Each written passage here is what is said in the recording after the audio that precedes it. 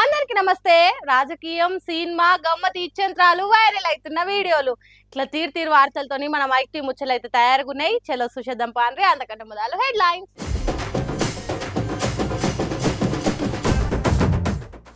BJP పార్టీకి కొత్త అధ్యక్షుడు, బాధ్యతలు అప్పచెప్పిరు రామచంద్రరావుకు. మహా టీవీ దాడి మీద మాట్లాడిన జగదీష్, ఏంది ఫేక్ వార్తలనైండు ఫైర్. సర్కార్ మీద ఈటల రాజేందర్ కోపం, ఇండ్లు కూలగొట్టినందుకేనట ఇంతగానం. ఇప్పుడు తెలంగాణలో బీజేపీ పార్టీ అధ్యక్షుడు ఎవరు అనే దాని మీద చర్చ నడుస్తున్నది.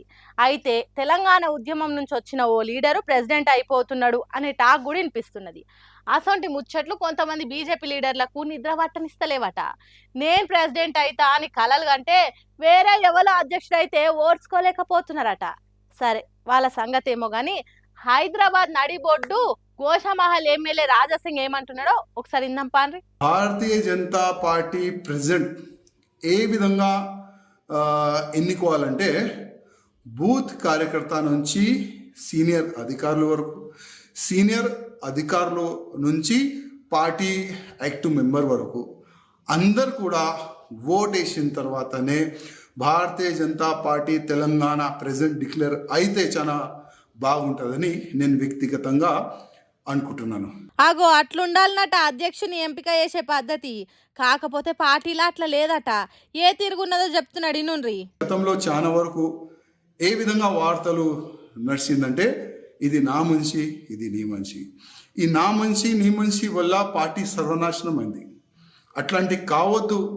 తెలంగాణలో భారతీయ జనతా పార్టీ ప్రభుత్వం రావాలంటే భారతీయ జనతా పార్టీ బూత్ కార్యకర్త మంచి ప్రెసిడెంట్ కావాలని నేను వ్యక్తిగతంగా అనుకుంటున్నాను. ఎందుకంటే ఇన్నరా గీన నా మనిషి, అతను నీ మనిషి అనేది ఉండేనట బీజేపీ పార్టీలా. అట్లా అధ్యక్షులను మార్చి పార్టీని సర్వనాశనం చేసిండని అంటున్నాడు. కాబట్టి ఇప్పుడు ఎన్నుకునే అధ్యక్షుడు అట్లా కావద్దంటే వచ్చే ఎన్నికలలో తెలంగాణలో బీజేపీ జెండా ఎగరాలనంటే బూత్ కార్యకర్తలు చెప్పినట్టే అధ్యక్షుని ఎన్నుకుంటే మంచిగా ఉండని అంటున్నాడు ఎమ్మెల్యే రాజాసింగ్.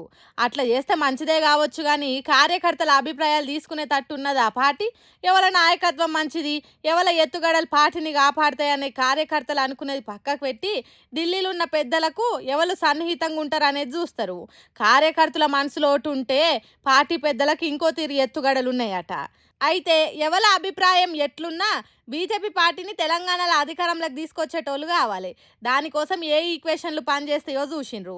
బీసీ అయితే ఎట్లుంటుంది, ఓబీసీలు అయితే ఏ తిరుగుంటుంది, వీళ్ళు ఎవరు కాకుండా పాత ప్రెసిడెంట్లు అయితే ఇంకెట్లుంటుంది అనేది చూసిండ్రట. కాంగ్రెస్ సర్కార్ వచ్చినాక జనమంతా బీఆర్ఎస్ పార్టీ దిక్కే చూస్తున్నారు. మళ్ళీ కేసీఆర్ వస్తేనే మంచిగా ఉండ అనేది మాట్లాడుకుంటున్నారు. కాబట్టి ఈటల రాజేందర్ అయితే బీఆర్ఎస్ పార్టీకి చెక్ పెట్టినట్టు అవుతుంది అనే ఆలోచనలు చేసిండ్రట. అయితే దీంట్లో రాజాసింగ్ చెప్పినట్టు మా మనిషి మీ మనిషి అనే వర్గపోరు ఉండబట్టే ఇట్లా అవుతున్నది కావచ్చు అని కూడా కొంతమంది అనుకుంటారు. కానీ ఆఖరికి తెలంగాణ బీజేపీ పార్టీ అధ్యక్షునిగా రామచంద్రరావును వేసింది పార్టీ. మరి చూడాలి తన లీడర్షిప్లో పార్టీ ఎట్లా ముందటికి పోతుంది. 2028లో జరగబోయే ఎన్నికలల్లో కమలం పువ్వు జెండా ఎట్లా ఎగురుతుంది. కారు పార్టీ హవా తట్టుకొని కమలం పార్టీ అధికారంలోకి వచ్చేటట్టు కొత్తగా ఎన్నికైన అధ్యక్షుడు రామచంద్రరావు ఎట్లా పార్టీని ముందుకు నడిపిస్తాడో చూడాలిగా. టీపీసీసీ క్రమశిక్షణ కమిటీ కొండామురళిని పిలిచి మందలించినంత పనిచేసింది.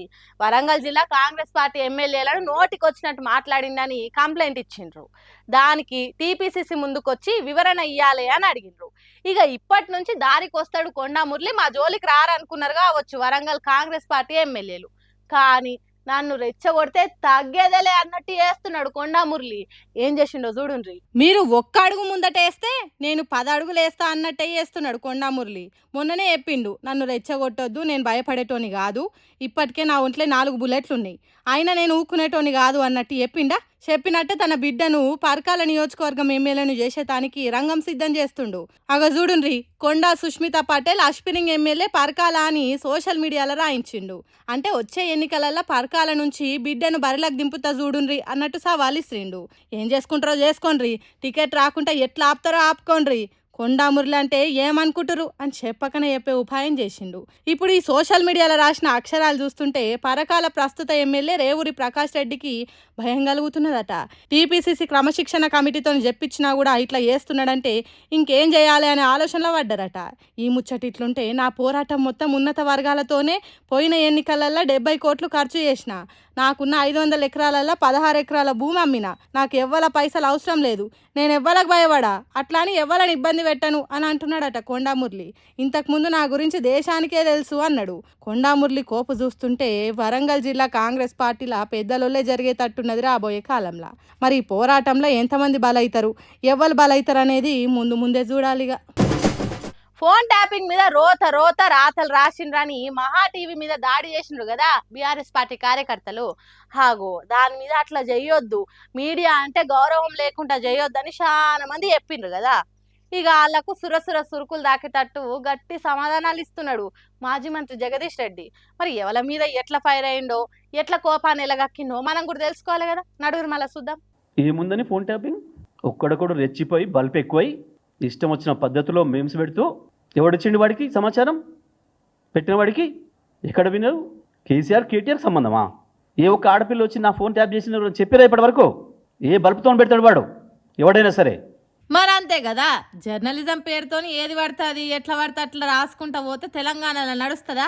ఎవరిని టీవీ కాడికి వచ్చి నా ఫోన్ ట్యాపింగ్ చేసిండని చెప్పింది? లేకుంటే ఎంక్వైరీ చేసే ఏ పోలీస్ ఆఫీసర్ చెప్పిండు నీకు? చెప్తే అందరికి చెప్పాలి కదా.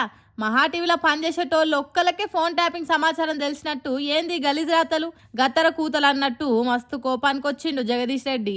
అంతేకాదు, రాజకీయాలు అన్నప్పుడు 1,00,000 ఉంటాయి, ఆ విభేదాలను అడ్డం పెట్టుకొని మీరు చేసేది ఇదేనా అన్నట్టు మాట్లాడిండు. రాజకీయ పార్టీలుగా మేము ఆరోపణలు చేసుకోవచ్చు, అది మా మధ్యన ఉంటుంది. మీడియా హౌస్ పేరు మీద పర్మిషన్ తీసుకొని స్లాటర్ హౌస్ నడిపి మీకు ఎవడిచ్చిండి? ఇది మా వాళ్ళు నిరసన చేస్తే ఒక రాయి ఏదైనా నీ కారు పగిలిందే మొత్తం. అందుకే కావచ్చు ఇంత కోపంగా మాట్లాడుతున్నాడు జగదీశ్వర్ రెడ్డి. అధికారి చెప్పిన రాస్తున్నారు. నిన్న వాళ్ళు కూడా మళ్ళీ రోతరాతలు మొదలుపెట్టినారు. నిన్న ఇవాళ ఏ పోలీస్ అధికారి చెప్పిండు మీకు? ఎవరి పేరు ఏందో చెప్పినట్టు?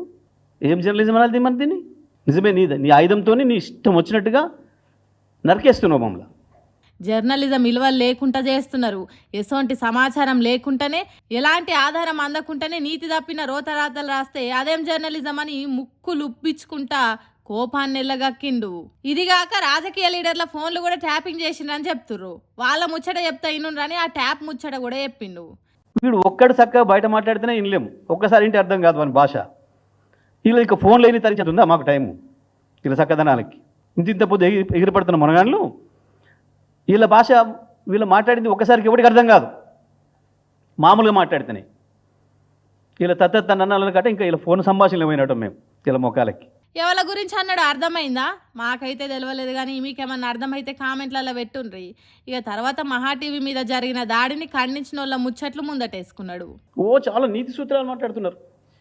ఒక్కడొక్కడు ఎక్కడ నీతులు చెప్తున్నారు. అబ్బా అబ్బా అబ్బా అబ్బా, హరిశ్చంద్రులకు అన్నలైనరు, రాముల వారికి అన్నలైనరు ఒకడొక్కడు. మీ బాగోతాలు, మీ చక్కదనాలు, మీడియా పట్ల మీకున్న గౌరవాలు ఏమని తగలబెట్టించారు డక్కన్ క్రానికల్ ఆఫీస్ని? నిన్న నీతి సూత్రాలు వల్లించటనే కదా డక్కన్ క్రానికల్ ఆఫీస్ని తగలబెట్టించింది. ఎందుకు ఆంధ్రప్రదేశ్లో ఇవాళ ఇంకా దాడులు జరుగుతున్నాయి? ఒక ఛానల్ని మొత్తమే నిషేధం పెట్టి రాణిస్తలేరు నీతుల నాయుడు గారు. 2 నిమిషాల్లోనే తెలిసింది నీకు. ఇక్కడ పూర్తి కాకముందే, మా పిల్లల నిరసన పూర్తి కాకముందే తెలిసేసింది నీకు సమాచారము. ఎట్లా తెలిసింది? నీది కాబట్టి, జరుగుతున్నదంతా నీది కాబట్టి, నీ నీడలో నడుస్తుంది కాబట్టి, నీ డైరెక్షన్లో నీ కన్సర్న్లో నడుస్తుంది కాబట్టి తెలిసింది ఆ నిమిషంలో.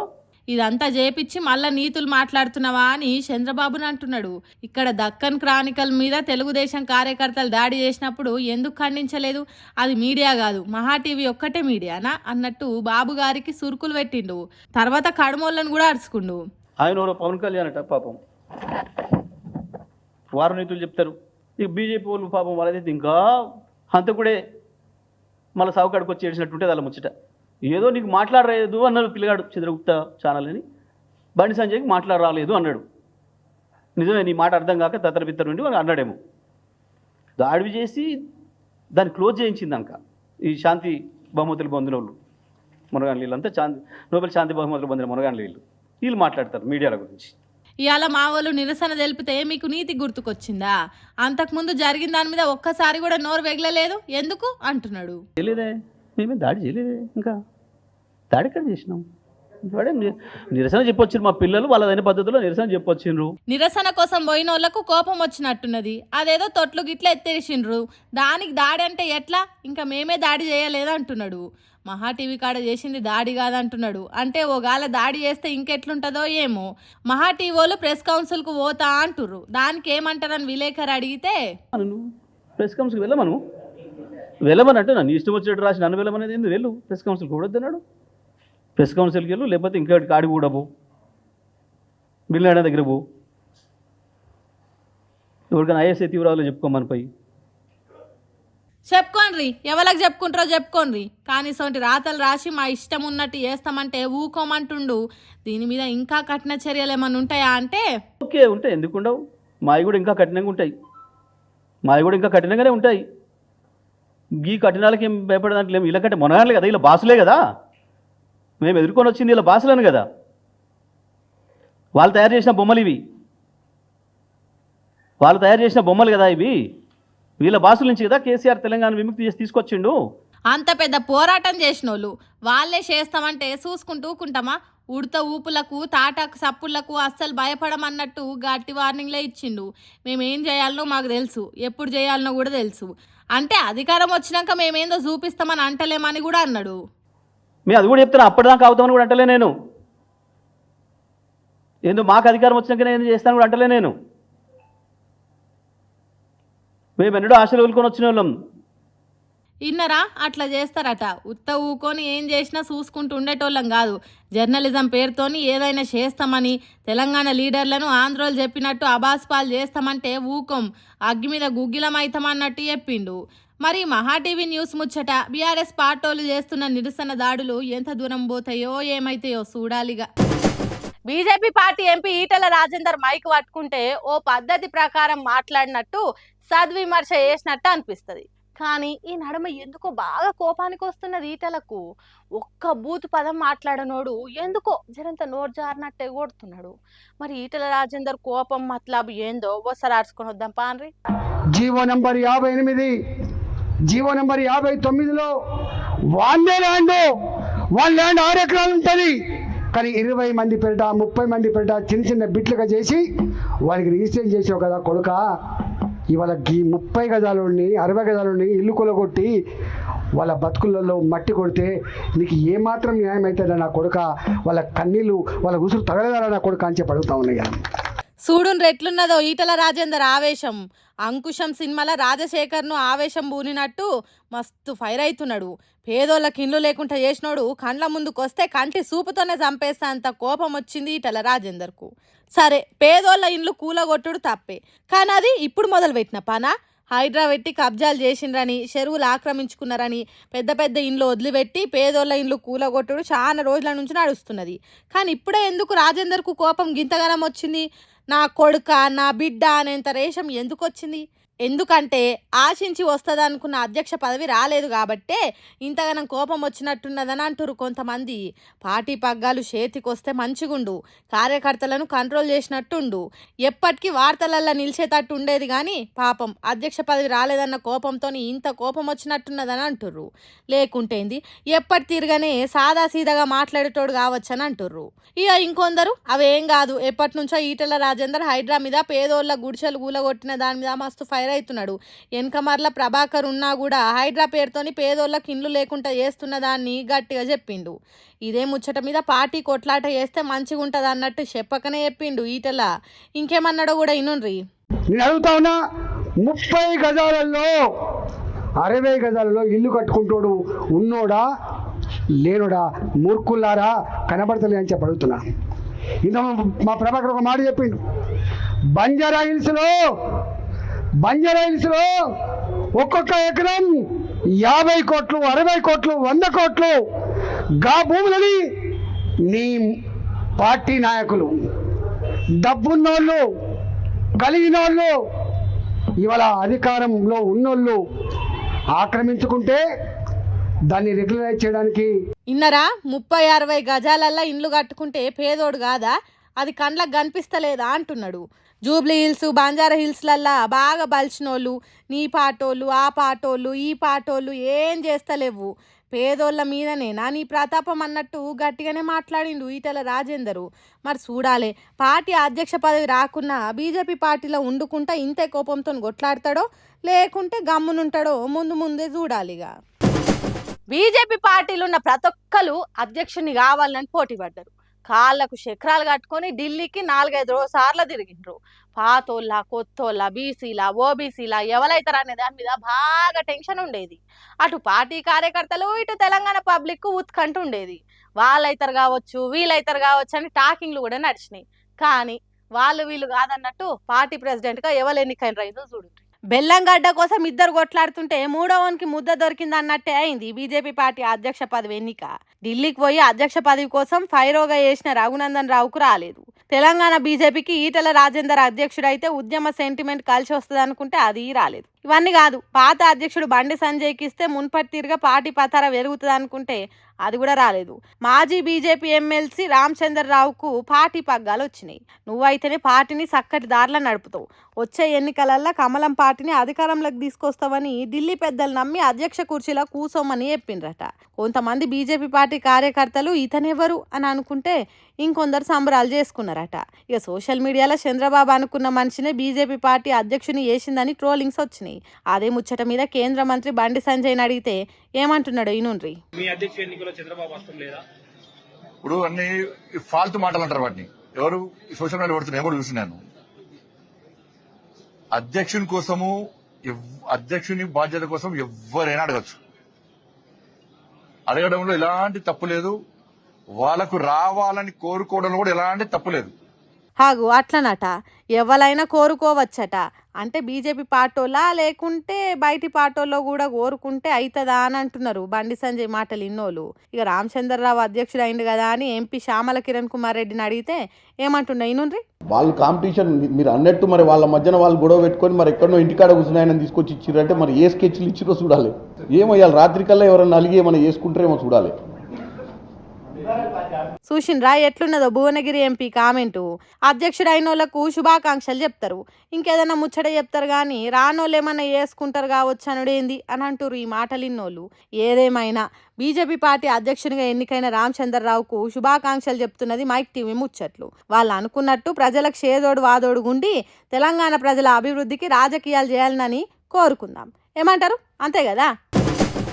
గబ్బర్ సింగ్ సినిమాలో చెప్పినట్టు నేను ట్రెండ్ ఫాలో గాను, ట్రెండ్ సెట్ చేస్తా అని అంటాడు కదా, అది సినిమాలనే కాదు రియల్ లైఫ్లో కూడా చేసి చూపెట్టిండు AP deputy CM Pawan Kalyan. మొన్న వాళ్ళ బిడ్డ తప్పిపోయిందని ప్లకార్డులు పట్టుకొని బతిలాడిరు కదా, 2 రోజులల్లా ఆ బిడ్డను దోలాడి ట్రెండ్ సెట్ చేసిండు. అది మీరు కూడా చూసేయండ్రి. ఏమంటే జనాలందరి నడుమ మీ బాధ్యత నాది అని మాట ఇచ్చుకుంటా డిప్యూటీ సీఎం పదవి బాధ్యతలు తీసుకుండో దానికి తగ్గట్టుగానే బరాబర్ పనులు చేసి మాట నిలబెట్టుకుండు పవన్ కళ్యాణ్. ఈ నెల 8 తారీఖు నుంచి 14 ఏళ్ళ మా బిడ్డే కానొస్తలేదని పోలీసులకు చెప్పినా కూడా పట్టించుకున్న పాపాన పోలేరు అని మొన్న పవన్ కళ్యాణ్ ఎయిర్పోర్ట్ వస్తుందని తెలిసి ఆడ ప్లకార్డులు పట్టుకొని నిరసన చేసిర్రు కాకినాడ జిల్లా కరపలుండే ఓ మార్వడి కుటుంబము. అయితే ఆ ముచ్చట పవన్ దృష్టికి వచ్చుడే ఆలస్యము. 48 గంటలల్లనే బాలిక మిస్సింగ్ కేసును ఛేదించిరు పోలీసులు. రాత్రి పగలని తేడా లేకుండా అంతటా జల్లెడ పట్టి ఆ బుజ్జిని దోలాడి ఇంటోళ్ళకి అప్పచెప్పిరట. ఈ వార్త ఇప్పుడు అంతటా పాకేసరికి ముచ్చట తెలిసిన వాళ్ళంతా పవన్ను పొగడ్తలతోని ముంచి ఆకాశానికి ఎత్తితుర్రు. సినిమాలనే కాదు నిజ జీవితంలో కూడా ఆడపిల్లలకు అండగుంటాడురా మా పవను అనుకుంటా ఇక జన సైనికులు అయితే చేతులనయంగా షేర్లు చేస్తారు ఈ వార్తని. ఇప్పుడు ఇంకా ప్రతిపక్షం అయితే ఈ వార్త మీద ఎటువంటి ఎంట్రీ ఇయ్యలేదు ఇప్పటికైతే. మరి ముందు ఏమన్నా మాట్లాడతారో ఏమో ఇక తెలియదు. ఈ లోకంలో దొంగలకు వచ్చిన ఉపాయాలు ఇక్మత్లు ఇంకెవ్వలకు రావనిపిస్తున్నది. అంతులేని తెలివి ఉంటుంది వాళ్ళకి. ఓ కాడ మునిగితే ఎక్కడ తేలుతామో వాళ్ళకి తెలిసినంత పోలీసులకు కూడా తెలియదు కావచ్చు. ఇక గిడ చూడుండ్రి దొంగ ధైర్యం చూస్తే సెల్యూట్ చేయాలనిపిస్తుంది. ధూమ్ 2, 3 ఫోన్ కూడా పని చేయ కావచ్చు అనిపిస్తుంది. చూడుండ్రి వాని ఇకమత్ ఎట్లున్నదో.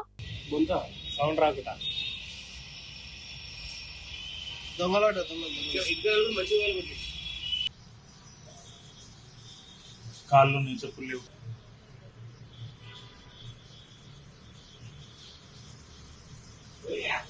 ఆ షాప్ పక్కకే ఉన్న మెట్ల దారి కాడ సుత్తె శానంతోని మనిషి పట్టే అంత పెద్ద పొక్క వేసిండు. ఆ ముఖం ఏర్పడకుండా ముసుగు నిండుగా కప్పుకున్నాడు.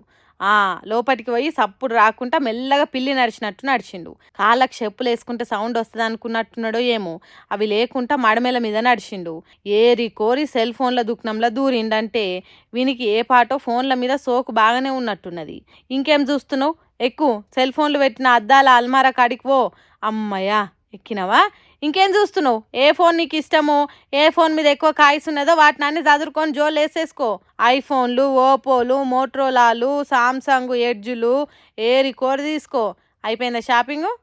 చిన్నగా బయటవాడు చూసిండ్రా దొంగోడు చేసిన బిల్లు లేని షాపింగ్ ఎట్లున్నదో. 1 కాదు 2 కాదు 5 లక్షలు విలువ చేసే సెల్ ఫోన్లు ఎత్తుకొని పోయిండట. ఎక్కడనో పట్నం మూల ఒంటరి ఉన్న షాప్లో కూడా కాదు దొంగతనం చేసింది. Hyderabad Dilsukhnagar big C షోరూమ్లా. మంది ఎవ్వరు లేని కాడ కూడా కాదు. పొద్దున్న లేస్తే పొట్టు జనం తిరిగే మెయిన్ రోడ్డు పక్కకే ఇంతటి ఘనకార్యం చేసిండు. అగ చూడుండ్రి ఎట్లా గోడకు పొక్క చేసిండో. పక్కకే మెట్రో రైలు పరుగులు తీసే ట్రాక్ కూడా కనిపిస్తున్నది. ఎంత రాత్రి వచ్చిండో, ఎప్పటి నుంచి ఈ షోరూంలో దొంగతనం చేయాలని ఉపాయం వేస్తున్నాడు కానీ ఎవ్వలకు అనుమానం రాకుండా 5 లక్షల సొమ్ము అందుకొని పోయిండు. పోలీసులు వాని తెలివిని అక్కడ దొరికిన సామాన్లను పరీక్ష పట్టి చూస్తున్నారట. దొంగోనికి అంతగానం తెలివి ఉంటే పోలీసులకు తక్కువ ఉంటుందా? దొంగోడు ఎట్లా ఆలోచన చేస్తాడు, ఎత్తుకపోయిన సొమ్ము ఎవరికి ఇస్తాడు అనేది వాళ్ళకి బాగా తెలుసు కాబట్టి వాని అంత తెలివి కల్లా దొంగను దొరకబట్టే దారెత్తుకుతున్నారట. ఇప్పుడు తప్పించుకున్నాడు కావచ్చు కానీ ఎన్నడో ఓనాడు మళ్ళా ముచ్చట్లల్లా వార్తలల్లా వాని గురించి వార్త చదవాల్సి వస్తుందనేది తెలియదు కావచ్చానికి. పోలీసులు వాని తొందరగా దొరకబట్టి సెల్ ఫోన్ సోకు లేకుండా చేయుండ్రి, లేకుంటే షాపులను పొతం పెడతాడని అంటుర్రు. ఇది చూసిన జనాలు ఇప్పుడు ఇట్లా తయారైతురేంవా జనాలంతా. పోలీసులు అంటే జనాలకు రక్షణ కల్పించేటోళ్ళు. ఏ ఆపదున్నా పోలీసులకు మొరబెట్టుకుంటే ఎట్లనో గట్ల మనకు సెక్యూరిటీ ఇస్తారు. మనల్నే అంత మంచిగా చూసుకుంటే ఇంకా అలా ఇంటోళ్ళని ఎంత మంచిగా చూసుకుంటారో అనుకున్న ఇన్ని రోజులు. కానీ ఈ అక్క సాగు చూసినాక ఏది నమ్మాలనో ఏది నమ్మతో సమజైతలే కదా.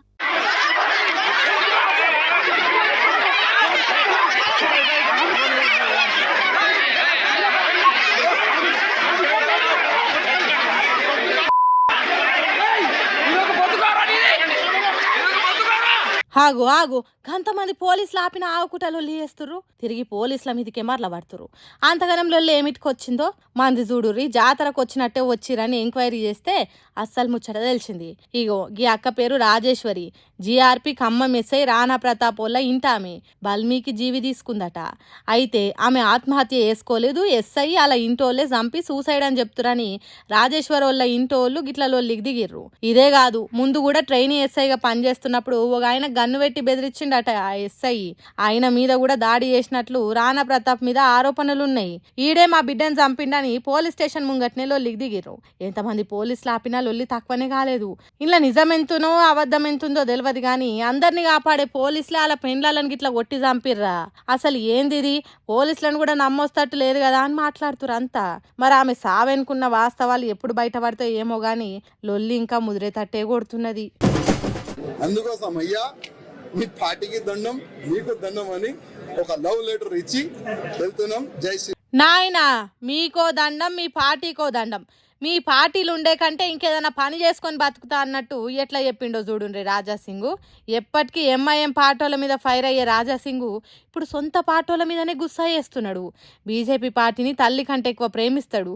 అసొంటిది రాజాసింగ్ పార్టీల నుంచి ఓవుడేంది అనుకుంటారు అందరూ. ఈ పార్టీల నుంచి బయటికి పోయి ఇంకే పార్టీల షేరికైతాడు, షేరినా ఉండగలుగుతాడా అన్నట్టు ఆలోచన చేస్తున్నారట. రాజాసింగ్ గురించి తెలిసినోళ్ళు రాజీనామా లెటర్ను లవ్ లెటర్ తిరిగి ఇచ్చిండంటే ఎంత కోపంతో ఉన్నాడో చూడుండ్రి. ఇంతకు ఈ కోపం దేనికోసం అనేది మీకు ఇప్పటికే అర్థమై ఉంటది కానీ మళ్ళొకసారి రాజాసింగ్ మాటలలోనే ఇందాం పాండ్రి. కానీ ఎంత కష్టపడి ఇవాళ లేకపోతే రేపు బీజేపీ గవర్నమెంట్ తెలంగాణలో వస్తుంది అనుకుంటాం. కానీ దురదృష్టం ఏంటంటే తెలంగాణలో బీజేపీ రావద్దు అనేవాళ్ళు చాలా జమ అయిపోయినారు పెద్దోళ్ళు. ఇప్పుడు వాళ్ళే అనుకోకపోతే మేము ఇంత కష్టపడి మా ఫ్యామిలీని రిక్స్ చేసిన తర్వాత ఇంత పని చేసిన తర్వాత లాభం మేము ఉండవు కదా. ఇన్నరా మా కుటుంబాలను కాదని పెండ్లాం పిల్లలను వదిలిపెట్టి పార్టీ కోసం ఎన్నో త్యాగాలు చేసినాం, కష్టపడి పని చేసినాం, తెలంగాణలో బీజేపీ ప్రభుత్వం రావాలని కోరుకున్నాం. కానీ కొంతమంది తెలంగాణలో బీజేపీ ప్రభుత్వం రావద్దని కోరుకునేటోళ్ళు ఒక్కటైనరు. వాళ్ళకే ఢిల్లీ పెద్దలు పెత్తనం ఇచ్చిండ్రు. ఇక అసొంటప్పుడు మా త్యాగాలకు మా ఆరాటాలకు ఇలువ ఎక్కడున్నది అన్నట్టు చెప్తున్నాడు రాజాసింగ్. అయితే ఇట్లా రాజాసింగ్కు పార్టీ మీద అలుగుడు, పార్టీ సస్పెండ్ చేసేటట్టు మాటలు మాట్లాడు మళ్ళా తర్వాత అదే బీజేపీ పార్టీలకు వచ్చుడు అలవాటే రాజాసింగ్కు. ఎన్ని రాజీనామాలు చేసినా ఎన్ని సస్పెండ్లు చేసినా రాజాసింగ్ బీజేపీ నిడిచి వేరే పార్టీలకు పోయేటోడు కాదు. అందుకే కావచ్చు పార్టీలు కూడా పట్టి పట్టినట్టున్నారు. కొందరు బుజ్జగించే పనులు చేస్తున్నారట కానీ రాజాసింగ్ ఒకళ్ళు చెప్తే వినేటోడు కాదా. హిందూ మతము, గోరక్షణ, గణేష్ ఉత్సవాలు అనేటివి వదిలిపెట్టి కామన్ రాజకీయాలు చేసేటోడు కాదు. ఓ పార్టీల నుంచి ఇంకో పార్టీలకు జంప్ అవుతాడనేది లేదు. కాబట్టి పార్టీలు కూడా పరిశాన్ ఏం అవుతలేరట. అందుకే ఇట్లా రాజీనామా చేయగానే అట్లా పార్టీ యాక్సెప్ట్ కూడా చేయలేదట. పార్టీ అధ్యక్ష పదవి రానందుకు కోపం కొద్దీ అట్లా చేసిండు కానీ బీజేపీ అంటే తనకు ఎంత ఇష్టమో తెలుసు. తను పార్టీని వదిలిపెట్టి ఎక్కడికి ఓడని అనుకుంటున్నారట రాజాసింగ్ గురించి, తన ఆలోచన గురించి తెలిసిన వాళ్ళు. ఇక ఏమవుతుందో ముందు ముందు. రానులా నేను పట్టుకొచ్చిన ముచ్చట్లు ఎట్లున్నాయో ఇంకెన్ని ముచ్చట్లతోటి మళ్ళా కలుద్దాం. అప్పటిదాకా చూస్తూనే ఉండరు మన మైక్ టీవీ ముచ్చట్లు.